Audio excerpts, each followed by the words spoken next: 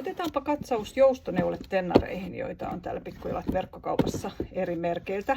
Reiman tutut astelut on saaneet ihania uusia värejä, muun muassa tämän aprikot-värin ja sitten on semmoinen ihana roosa.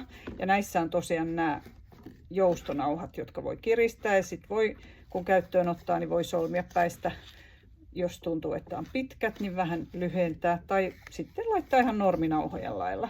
Sitten on Biscardilla on jo valmiiksi tämmöinen lukollinen joustonauha tässä. Ja leveyttä on mukavasti. Päki- ja varvastilaa on kivasti.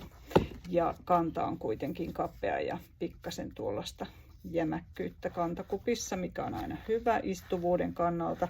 Ja hyvin on joustavat nämäkin ja tällaista joustoneuletta. Ja sitten on vielä nämä Froddon, jotka on selvästi muuten isot suhteessa koko numeroon. Superpehmeät ja joustoneuletta nämäkin. Ja tässä on tämmöinen nauhoitus, pientä kiristystä saa tällä aikaiseksi, mutta jos on vaikka korkeat puleet jalat, niin voi olla, että voi ottaa koko nauhat pois ja pitää niitä vaan sillai jalkaan laitettavina vailla kiristystä. Kaikissa on mukavat joustavat pohjat.